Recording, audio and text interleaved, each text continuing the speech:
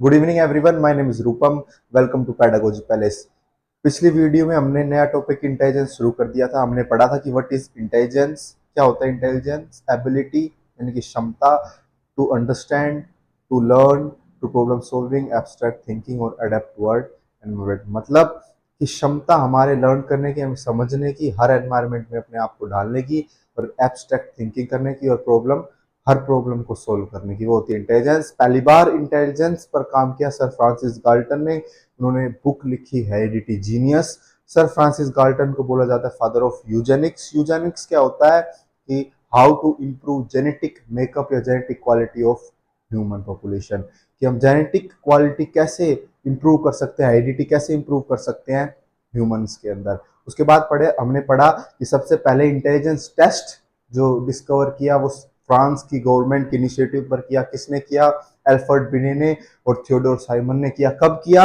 1904 और 5 के बीच में किया। उसके बाद 1908 में मेंटल एज का कंसेप्ट दिया। किसने दिया? एल्फ्रेड बिने ने ही दिया। एल्फ्रेड बिने ने मेंटल एज और इंटेलिजेंस टेस्ट दोनों चीज दिए।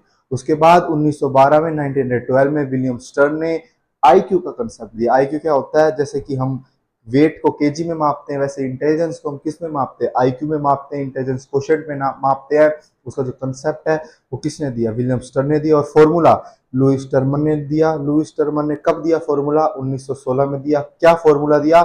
MA upon CA into 100, mental as upon chronological age into 100। मान लो कि किसी ये दे देगा कि मेंटल एज बच्चे की 20 है और क्रोनोलॉजिकल एज भी 20 है, तो अब उसका IQ निकालो, तो उसका IQ होगा 100। उसके बाद लुईस टर्मन ने टेबल दिया IQ की कि 90 टू 110 जो होगा वो एवरेज IQ होगा। उसमें 10 प्लस कर देंगे तो वो अबव एवरेज हो जाएगा, 10 माइनस कर देंगे तो बिलो एवरेज हो जाएगा। और EDS जो होंगे वो 0 टू 24 होंगे। 120 प्लस को हम सुपीरियर बोलेंगे, 130 प्लस को वेरी सुपीरियर बोलेंगे, और 140 प्लस जिसका IQ होगा उसको हम बोलेंगे गॉड गिफ्टेड। गॉड गिफ्टेड 3 प्रकार के हमने पढ़े। कौन कौन से? क्रिएटिविटी, जो नए करने की क्षमता रखते हो, नई नई चीज करे, क्रिएटिव। दूसरा टैलेंटेड, टैलेंट हो सकता है। और तीसरा इंटेलेक्चुअली ब्राइट, एकेडमिक में अच्छे हो सकते हैं, दिमाग अच्छा हो सकता है। तीनों ये सारी चीजें हमने पिछली वीडियो में पढ़ ली थी। आज हम पढ़ेंगे रेंजुली ने दिया क्या? 3 ring model for God gifted children. तो आज का हमारा यहाँ से शुरू करेंगे। जोसेफ रेंजुली एक साइकोलॉजिस्ट थे। उन्होंने गॉड गिफ्टेड बच्चों के लिए, गॉड गिफ्टेड बच्चे 3 प्रकार के होते हैं, इंटेलेक्चुअल ब्राइट, क्रिएटिव और टैलेंटेड। इंटेलेक्चुअल ब्राइट जो एकेडमिक में अच्छे हो, जिनका दिमाग अच्छा हो। क्रिएटिव क्या होंगे? जो नई नई चीजें करने में सक्षम हो, नई नई आइडियाज लाते हो, सोचते हो, काम करते हो उस पर। ठीक है। टैलेंटेड, टैलेंट हो सकता है किसी के अंदर। कहते हैं ना कि विराट कोहली के अंदर किसका टैलेंट है? क्रिकेट का टैलेंट है। वो बहुत कम लोग ऐसे होते हैं जो विराट कोहली बनते हैं। हर कोई तो विराट कोहली नहीं बन सकता, हर कोई क्रिस्टियानो रोनाल्डो नहीं बन सकता। तो बहुत कम लोग ऐसे होते हैं जो टैलेंट के बेस पर गॉड गिफ्टेड कहलाते हैं। एग्जाम्पल हमारे पास Virat Kohli, Cristiano Ronaldo, Messi और भी बहुत सारे, सचिन तेंदुलकर, ये सब क्या है? टैलेंट के बेस पर गॉड गिफ्टेड कहलाते हैं। ठीक है। तो इन गॉड गिफ्टेड बच्चों के या गॉड गिफ्टेड पर्सन के लिए रेंजुली ने कहा, यह रेंजुली ने 3 रिंग मॉडल दिया। क्या कहा? कि जो भी गॉड गिफ्टेड बच्चा होगा, जिसका भी IQ 140 प्लस होगा, उसके अंदर 3 क्वालिटीज पाई जाएंगी। 3 कौन कौन सी क्वालिटीज पाई जाएगी? एक तो पहली है हाई एबिलिटी, हाई कमिटमेंट और हाई क्रिएटिविटी। याद रखना है, ACC से याद रख सकते हैं हम, ACC। हाई एबिलिटी मतलब क्षमता, उसके अंदर क्षमता होगी कुछ करने की। मान लो कोई बच्चा है, उसके अंदर क्या क्षमता होगी? 2 घंटे पढ़ सकता है लगातार, 10 घंटे भी लगातार पढ़ सकता है, वो उसकी क्षमता है, वो उसकी एबिलिटी है। जो गॉड गिफ्टेड बच्चा होगा उसके अंदर हाई एबिलिटी होगी, हाई कमिटमेंट होगी। कमिटमेंट मतलब कि एक बार ठान लिया तो ठान लिया, जो करना है वो करना है, चाहे एक बार फेल हो, चाहे 2 बार हो, चाहे 10 बार फेल हो, तो करके छोड़ेगा। मतलब हाई कमिटमेंट, एक बार ठान लिया तो ठान लिया, वो उसको करके ही छोड़ेगा। अगला हाई क्रिएटिविटी। थर्ड है हाई क्रिएटिविटी, मतलब कि नई नई नई चीजों को करने की क्षमता होगी इसको अंदर। वो उस चीजों को क्रिएटिव बना देगा, कुछ ऐड करके, मतलब नई नई चीज करना पसंद करेगा वो। तो जो भी रेंजुली ने कहा, जिस जोसेफ रेंजुली, उन्होंने गॉड गिफ्टेड बच्चों के बारे में क्या कहा, 3 रिंग मॉडल दिया। उन्होंने कहा कि जो भी बच्चा गॉड गिफ्टेड होगा उसके अंदर 3 क्वालिटीज होंगी, 3 एबिलिटीज होगी। कौन कौन सी होगी? हाई एबिलिटी होगी, यानी कि हाई क्षमता होगी, क्षमता ज्यादा होगी। हाई कमिटमेंट होगी, दृढ़ निश्चय होगा, कमिटेड होगा वो काम के प्रति। और थर्ड इज हाई क्रिएटिविटी, नई नई चीजें करने का शौक होगा उसको। और जो जिस भी पर्सन के पास, जिस भी व्यक्ति के पास, जिस भी बच्चे के पास ये तीनों चीज होगी, हम उसको क्या बोल देंगे? God gifted. वो क्या है? गॉड गिफ्टेड है। और उसका आईक्यू कितना है? 140 प्लस है। मेरे हिसाब से समझ में आया होगा कि रेंजुली ने 3 रिंग मॉडल दिया। कोई पूछ ले तो जोसेफ रेंजुली ने क्या दिया? 3 रिंग मॉडल दिया। कौन कौन से? ACC, high ability, high creativity, high commitment. अब अगला है फ्लिन। फ्लिन भी एक साइकोलॉजिस्ट थे। इन्होंने क्या कहा?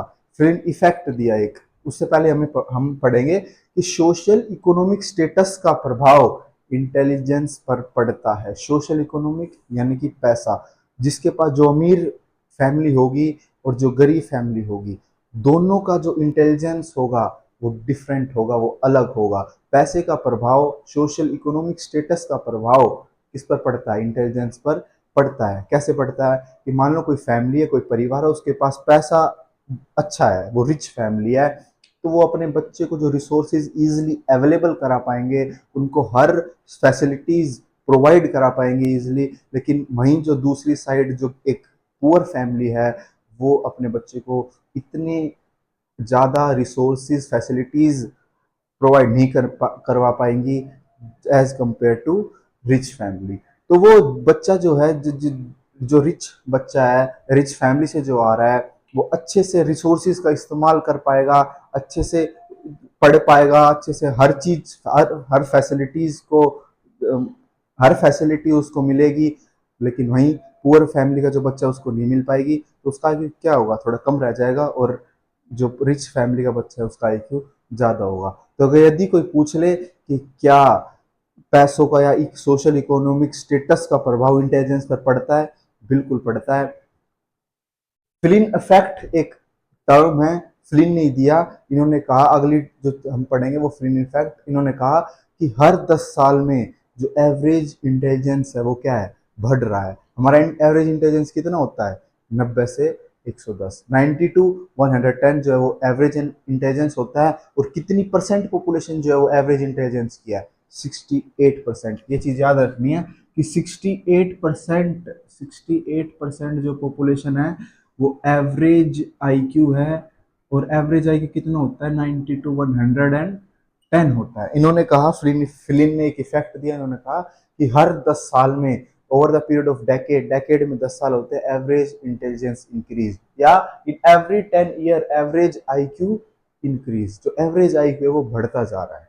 अब एक क्वेश्चन पूछ लेते हैं दोनों चीजों को मिलाकर।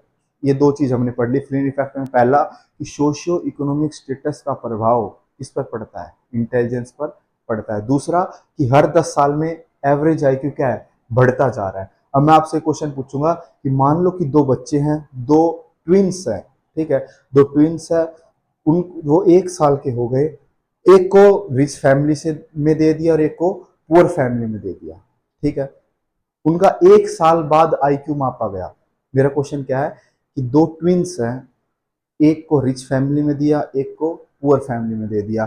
अब उनका 1 साल बाद आईक्यू मेजर किया गया, तो क्या उनका आईक्यू सेम होगा, या रिच वाले का ज्यादा होगा, या पुअर वाले का ज्यादा होगा, या कोई इम्पैक्ट नहीं पड़ेगा? तो इसका आंसर क्या होगा? तो इसका आंसर होगा दोनों दोनों का जो आईक्यू है वो सेम होगा। क्यों होगा? या उस पर सेम सेम होगा, या फिर हम ये कह सकते हैं कि कोई इम्पैक्ट अभी पड़ेगा नहीं आईक्यू का। क्यों? क्योंकि जो इम्पैक्ट है वो तो 10 साल में पड़ रहा है ना, 1 साल में थोड़ी पड़ रहा है। वो तो 10 साल में पड़ रहा है, इम्पैक्ट 1 साल में नहीं पड़ेगा, ठीक है।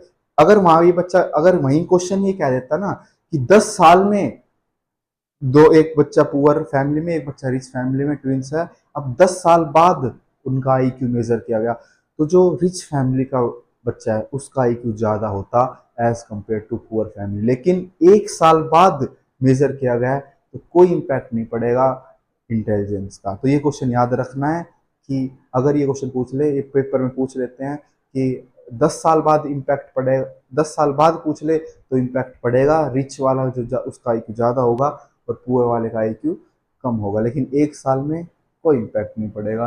तो ये 2 चीज़ पढ़ी हमने, सोशल इकोनॉमिक स्टेटस का प्रभाव पड़ता है और हर 10 साल में जो एवरेज आईक्यू है वो बढ़ता जा रहा है। अगला अब हम आते हैं थ्योरीज ऑफ इंटेलिजेंस। इंटेलिजेंस की थ्योरीज देनी, बहुत सारी थ्योरी है, 1 factor theory, 2 factor theory, triarchy theory, multi factor theory और मल्टीपल इंटेलिजेंस थ्योरी। जो 1 फैक्टर थ्योरी है वो एल्फ्रेड बिने ने दी, 2 factor theory Charles Spearman, triarchy factor theory Robert Sternberg, multi factor theory जो है वो ईएल थॉर्नडाइक और मल्टीपल इंटेलिजेंस की थ्योरी दी हार्वर्ड गार्डनर। अब हम इनको सीक्वेंस में पढ़ेंगे। सबसे पहले थ्योरी दी 1 फैक्टर थ्योरी इंटेलिजेंस की, किसने दी? एल्फ्रेड बिने ने दी। इन्होंने कहा कि जो इंटेलिजेंस का है ना, सिर्फ एक ही फैक्टर होता है, वो है जनरल फैक्टर। एल्फ्रेड बिने ने और क्या क्या दिया है 1904 और 5 में? क्या दिया है? इंटेलिजेंस टेस्ट दिया है। और क्या दिया है 1908 में? मेंटल एज का कंसेप्ट दिया है और 1 फैक्टर थ्योरी भी दी है। 1 फैक्टर थ्योरी क्या कहती है कि एक ही फैक्टर होगा, वो होगा जी फैक्टर। जी का मतलब जनरल फैक्टर। ये थ्योरी कहती है कि यदि कोई बच्चा है वो एक चीज, मान लो पढ़ाई लिखाई में अच्छा है, तो वो हर चीज में अच्छा होगा, वो स्पोर्ट्स में भी अच्छा होगा, वो सिंगिंग में भी अच्छा होगा, वो डांसिंग में भी अच्छा होगा, वो हर चीज में अच्छा होगा। क्या ऐसा होता है? नहीं होता। तो इस थ्योरी को नकार दिया गया, इस थ्योरी को क्रिटिसिज्म हुआ। उसके बाद क्या दी गई? उसके बाद क्या, कौन सी थ्योरी आई? 2 फैक्टर थ्योरी आई। और वो किसने दी? चार्ल्स स्पीयरमैन ने। चार्ल्स स्पीयरमैन ने 2 फैक्टर थ्योरी दी। इन्होंने कहा कि इंटेलिजेंस के 2 फैक्टर होते हैं, एक जनरल फैक्टर, एक स्पेसिफिक फैक्टर। जनरल फैक्टर जो होता है वो हेरिडिटी पे ज्यादा मतलब इन्वॉल्व, हेरिडिटी पर ज्यादा वो क्या होता है, निर्भर होता है। और जो स्पेसिफिक फैक्टर है वो एनवायरमेंट पर ज्यादा निर्भर होता है। कैसे? अब मान लो कि 2 फैक्टर थ्योरी चार्ल्स स्पीयरमैन ने दी। उन्होंने कहा कि जी फैक्टर होता है, एक एस फैक्टर होता है। अब मान लो मैं एग्जांपल लेता हूं कि क्रिस्टियानो रोनाल्डो है, वो स्पोर्ट्स में अच्छे हैं, तो ये क्या है? उनका जनरल फैक्टर है। ये क्या है? जनरल फैक्टर है कि वो स्पोर्ट्स में अच्छा है। यदि और उनका स्पेसिफिक फैक्टर क्या होगा कि वो फुटबॉल में अच्छे हैं। फुटबॉल में क्यों? ये इनको हेरिडिटी से मिला कि वो स्पोर्ट्स में अच्छे हैं। कौन? Cristiano Ronaldo. एक ये क्या है फिर? जनरल फैक्टर है। और उन्होंने एनवायरनमेंट किस चीज का दिया? किस चीज को अपने आप को वातावरण दिया? फुटबॉल का। तो वो क्या हो गया? स्पेसिफिक फैक्टर हो गया। ऐसे विराट कोहली, हम विराट कोहली की जनरल एबिलिटी क्या है, जनरल फैक्टर क्या है? स्पोर्ट्स में अच्छे हैं, वो जनरल एबिलिटी क्या है उनकी? स्पोर्ट्स में अच्छे। लेकिन उनकी स्पेसिफिक एबिलिटी क्या है? क्रिकेट है। क्यों? क्योंकि उन्होंने क्रिकेट का एनवायरनमेंट दिया। यदि विराट कोहली फुटबॉल में अपना एनवायरनमेंट, अपना वातावरण, अपने आप को फुटबॉल में समय देते, तो आज एक अच्छे फुटबॉलर भी होते। क्यों? क्योंकि उनके अंदर जो जनरल फैक्टर है, वो जनरल एबिलिटी है, वो स्पोर्ट्स की है, हेरिडिटी है उनके पास। लेकिन उन्होंने एनवायरनमेंट किसका दिया? क्रिकेट का। तो आज उनमें क्रिकेट, मतलब उनको हम क्रिकेट क्रिकेट के फील्ड से जानते हैं। ऐसे क्रिस्टियानो रोनाल्डो में भी स्पोर्ट्स की एबिलिटी है, लेकिन उन्होंने एनवायरनमेंट किसका दिया? फुटबॉल का। तो उनके अंदर स्पेसिफिक एबिलिटी क्या हुई? फुटबॉल। और जनरल एबिलिटी क्या हुई? स्पोर्ट्स। ऐसे ही मान लो कोई बच्चा है, वो पढ़ाई लिखाई में अच्छा, वो पढ़ता अच्छा है, तो उसकी जनरल एबिलिटी क्या है? कि वो पढ़ाई लिखाई में अच्छा है। और उसकी स्पेसिफिक एबिलिटी किसी एक सब्जेक्ट में हो सकती है जो उसको पसंद होगा, जिस पर उसने ज्यादा समय दिया होगा। मान लो कोई पॉलिटिकल साइंस में अच्छा है, क्यों? क्योंकि उसने समय दिया है पॉलिटिकल साइंस में। यदि वो मैथ में, इंग्लिश में समय देता, तो उसका इंग्लिश और मैथ भी अच्छा होता। तो ये होती है जनरल फैक्टर और एक स्पेसिफिक फैक्टर, 2 फैक्टर थ्योरी। अब है ट्रायआर्की थ्योरी ऑफ इंटेलिजेंस, जो दी रॉबर्ट स्टर्नबर्ग, जिसको बोलते हैं स्टर्नबर्ग ट्रायआर्की थ्योरी। स्टर्नबर्ग ट्रायआर्की थ्योरी, इन्होंने 3 फैक्टर दिए इंटेलिजेंस के। इन्होंने कहा कि 3 फैक्टर होते हैं। कौन कौन से? पीसीए, प्रैक्टिकल, क्रिएटिव और एनालिटिकल। प्रैक्टिकल का दूसरा नाम होगा कंटेक्चुअल, क्रिएटिव, प्रैक्टिकल क्रिएटिव का दूसरा नाम होगा एक्सपीरियंशियल और एनालिटिकल का दूसरा नाम होगा कॉम्पोनेंशियल। तो प्रैक्टिकल, क्रिएटिव और एनालिटिकल। प्रैक्टिकल, जो प्रैक्टिकल चीजों में ज्यादा एक्टिव होते हैं। ऐसा जरूरी नहीं है कि वो पढ़ाई में अच्छी हो, जिनको घर की नॉलेज अच्छी हो, घर के कामों की, ठीक है, नेचुरल चीजों की, खेती बाड़ी की नॉलेज हो या व्हीकल्स की नॉलेज हो, उनको वो कैसे लोग होते हैं? प्रैक्टिकल लोग होते हैं, जो प्रैक्टिकल लाइफ में, डे टू डे लाइफ के जो कार्य है, जो वर्क है, उनकी समझ होती है उनको। उनको बोलते हैं हम स्ट्रीट स्मार्ट। उनको हम पर्टिकुलर एक वर्ड देते हैं उन लोगों के लिए। वो क्या है? स्ट्रीट स्मार्ट है, जिनकी जिनकी जो नॉलेज है वो प्रैक्टिकल चीज है, डे टू डे लाइफ के जो वर्क है उनमें ज्यादा है। दूसरा है क्रिएटिव, जो नई नई चीजों को करने में विश्वास रखते हैं, नई नई आइडियाज लाते हैं और अपना काम करते हैं, एक्सपीरियंस करते हैं, नई नई चीजें सीखते हैं, एक्सपीरियंस करते हैं। तो दूसरा है क्रिएटिव और उसका दूसरा नाम क्या है, एक्सपीरियंशियल। नेक्स्ट है एनालिटिकल। एनालिटिकल यानी कि उसका दूसरा नाम है कॉम्पोनेंशियल, एनालाइज करते हैं, समझते हैं, जिनकी समझ अच्छी हो तो उनको क्या बोलते हैं, एनालिटिकल। तो रॉबर्ट स्टर्नबर्ग ने अपनी ट्रायर की थ्योरी ऑफ इंटेलिजेंस में 3 टाइप की इंटेलिजेंस दी। प्रैक्टिकल, जो प्रैक्टिकल लोग होंगे वो होंगे स्ट्रीट स्मार्ट। दूसरा क्रिएटिव, नए नए आइडियाज लाएंगे। थर्ड इज एनालिटिकल, सोचने समझने की क्षमता ज्यादा होगी, एनालिसिस करने की क्षमता होगी। ठीक है, अगली है multi factor theory. Multi factor theory किसने दी, ई.एल. थोंडाइक ने दी। EL. Thorndike father of educational psychology, try and error की थ्योरी दी है, आइडेंटिकल एलिमेंट्स दिए। ई.एल. थोंडाइक एक बिहेवियरिज्म विचारधारा को फॉलो करते हैं। बिहेवियरिज्म क्या है, एक स्कूल ऑफ साइकोलॉजी है, थॉट ऑफ साइकोलॉजी, जो बच्चे को पैसिव रखती है, जो बच्चे कहते हैं कि बच्चा रीइंफोर्समेंट, रिवॉर्ड, पनिशमेंट से सीखेगा। और जो उस विचारधारा को फॉलो करते हैं बिहेवियरिज्म को, उनको क्या बोलते हैं, बिहेवियरिस्टिक्स।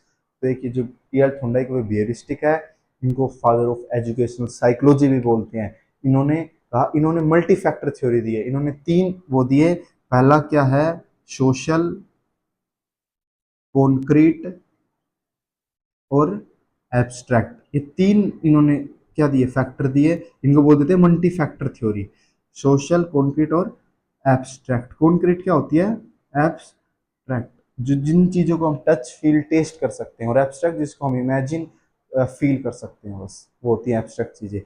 कोई पूछ ले कि मल्टीपल इंटेलिजेंस की थ्योरी किसने दी है, मल्टीपल इंटेलिजेंस और मल्टीपल इंटेलिजेंस। मल्टीपल इंटेलिजेंस में और मल्टी फैक्टर थ्योरी में डिफरेंस है।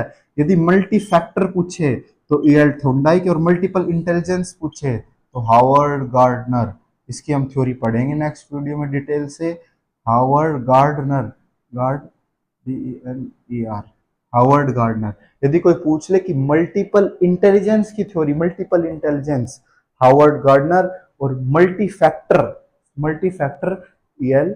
थोंडाइक। तो 1 फैक्टर थ्योरी किसने दी, Alfred Binet. G factor, 2 factor theory Charles Spearman. G और S factor, general factor, specific factor.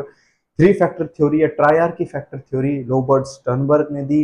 Practical, creative, analytical. Multi factor theory EL. Thorndike ने दी। कॉन्क्रीट, एब्स्ट्रैक्ट और social, 3 वो थे। और मल्टीपल इंटेलिजेंस की थ्योरी किसने दी, हावर्ड गार्डनर। Thank you.